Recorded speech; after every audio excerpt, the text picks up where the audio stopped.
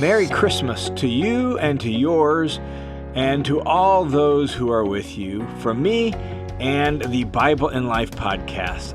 I have so many fond memories of Christmas from when I was a child and time spent with family and with my grandparents as a child. I have so many fond memories of Christmas from my kids growing up years and now my grandkids, and they come over on Christmas morning and we spend the day together, and what a blessing it is to have family around and to have such wonderful memories. And I know that's not the case for everybody, and I'm sure there are some of you for whom Christmas is hard or difficult for 101 different reasons. I'm sure for some of you, maybe you're lonely this Christmas, and I get all that, and all of that actually expresses something similar to what I want to talk about today. And that's this, that love involves presence. Not presence as in presents with bows and wrapping paper that you open, but presence as in the presence of people you love. That love involves being with people that you love. In fact, my mom, who turned 81 this year, has said that she cherishes every moment that she's with her family. And as her world increasingly is shrunk down to just being with her family and trying to be more mindful of that and be more mindful of her need to be with people and be with her family in these later years of her life, because love entails that. Love involves being with. It involves presence of those that you love. That's just the way it works. If you love someone, you want to be with them. And if they love you, they return the favor. They want to be with you. Whatever kind of love story it is, that's just the way it works, whether it's family or something else. And so love involves presence. And Advent, the story of Advent, is the story of presence. It's Jesus coming to be with. It's God with us. It's about presence, being with. And it really is the culmination of the entire story of the Bible, because the Bible really is a true love story. So think about how the Bible story began. The Bible begins with the creation of the world and the universe, and then it culminates in the creation of human beings, and those human beings are placed in a garden, and they're placed in a garden, and God is with them. It's obvious. In fact, the way God creates human beings entails loving presence. He forms a man out of the dust of the ground, and then he breathes into him the breath of life. Like, that's intimate closeness, sharing his breath of life with this human being. And then when he creates the woman, he puts the man to sleep, and he takes a part of the man and he fashions that into a woman who is going to be with the man. And this whole thing is about love, and God walks with them. He walks with them in the garden in the coolness of the evening, the text says. And this apparently was a regular thing. And so it is about God being with human beings in the garden, and it's driven by love. In love, he creates them, forms them, fashions them, and dwells with them. But as the story unfolds, human beings are disloyal to their Creator. They break faith with their Creator and decide not to trust Him and trust His loving presence and His loving provision, and they go their own way. And they eat from the tree of which they should not have eaten, and the story unfolds from there with Adam and Eve being forced out of the garden and not having access to it anymore, and God's presence being removed from them, and all sorts of, obviously, chaos and brokenness ensues from that. And as you read the biblical story, that's what you get. You get God and humans now intended to be together, and now yet being separate, and yet God doesn't leave it that way. He comes to a man named Abram, and he presents himself to him, and he makes a covenant with them. And that covenant entails the formation of a people. And though it takes several centuries for that promise to be completely realized and fulfilled, there eventually comes to be a full people who we now know as the people of Israel. And God comes to the people of Israel and meets with Moses on Mount Sinai and says, here's what we're going to do. We're going to create this whole little setup where I can dwell among you in a tent, a tabernacle. And we're going to have some sacrifices that will embody our covenant relationship and will clear the way when things get broken in that relationship. And the whole desire is for God to dwell, to tabernacle with people.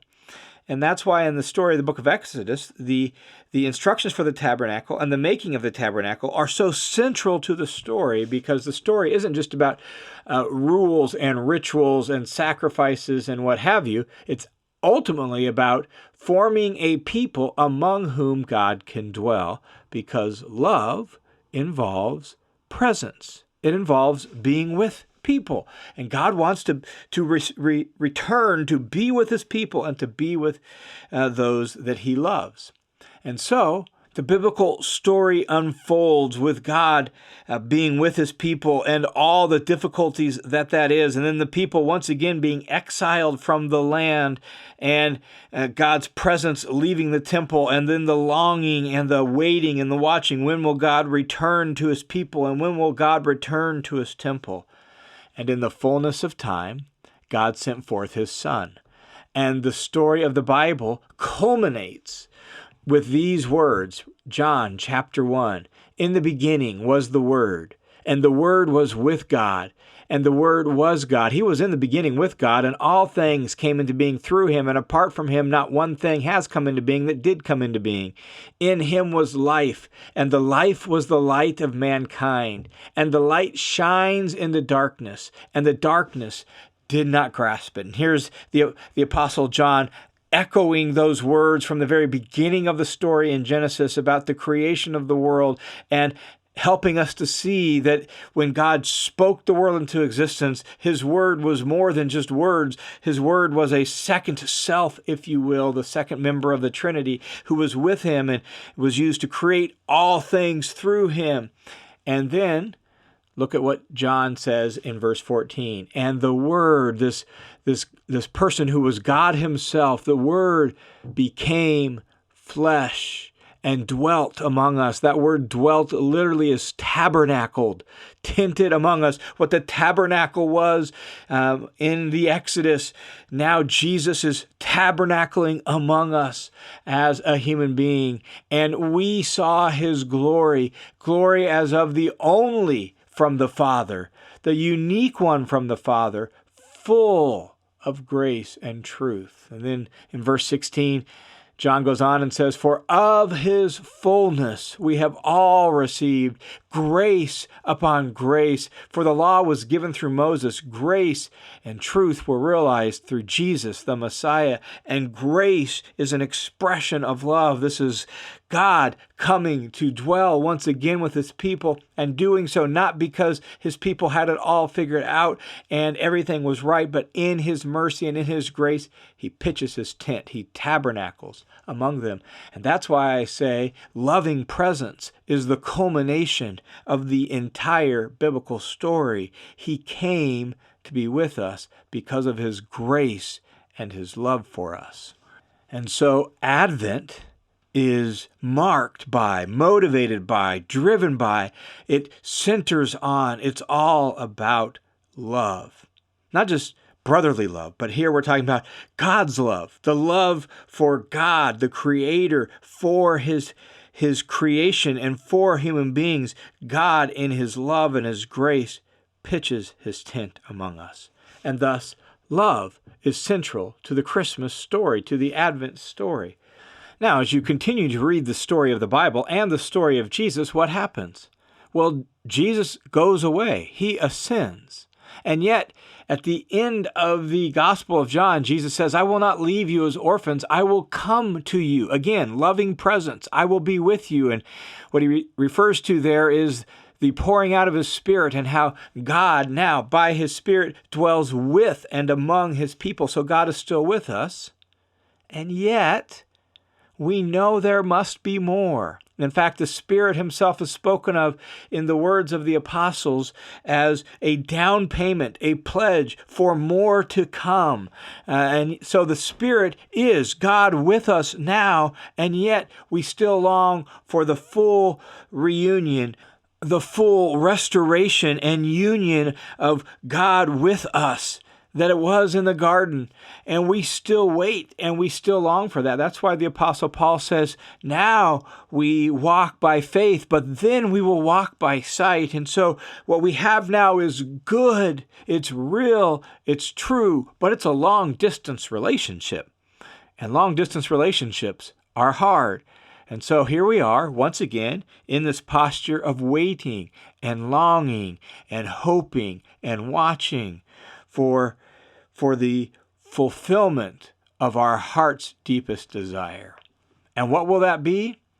Well, we read the passage last week in our episode on peace, but let me read it again because it connects so fully with this theme that we have to hear it. And so once again, Revelation 21 says this, "Then I saw a new heaven and a new earth, for the first heaven and the first earth passed away, and there is no longer any sea. And I saw," here's what I want you to capture, "I saw the holy city, the new Jerusalem." This is a picture of God's heavenly realm, God's heavenly city that has been in heaven, separate from earth, because there's been this chasm between earth and heaven, between the kingdom of man and the kingdom of God. But now, here at this juncture, the holy city, the new Jerusalem, comes down out of heaven from God, prepared as a bride, adorned for her husband.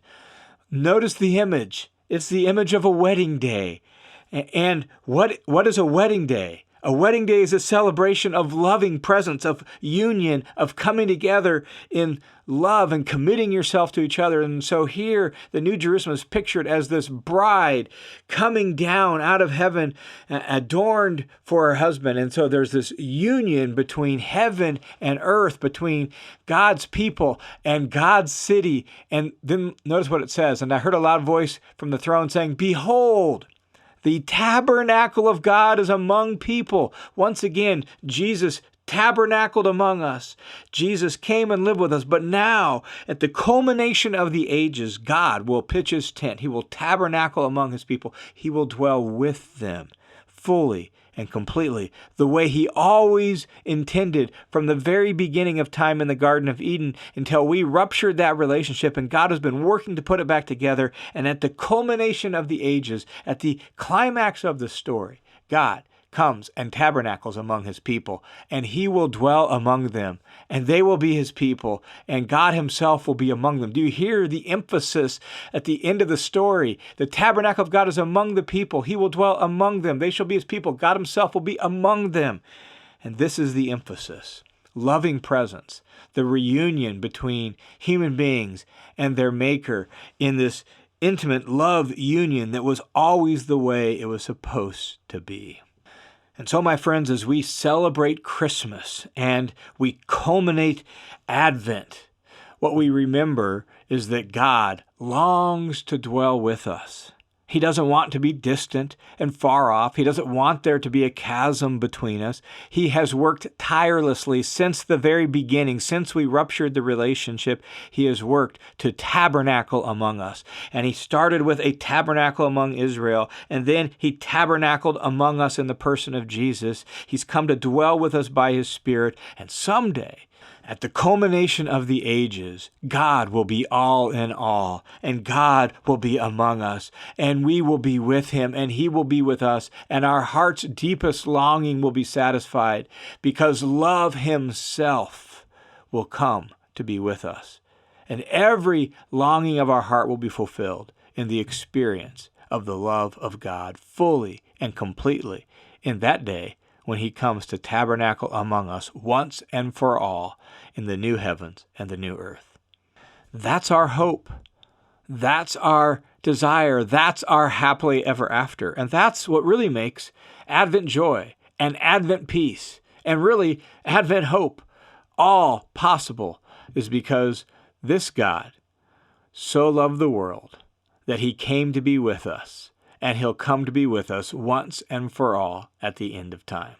And that, my friend, is good news. So I pray you have a Merry Christmas. Regardless of all that's going on in your world, you have a Merry Christmas. You can experience Advent peace and Advent joy because God loves you, and God himself will come to dwell with you and with all who are his when Christ returns again. So Merry Christmas, Happy New Year. I look forward to talking with you again, not just next week, but next year. God bless.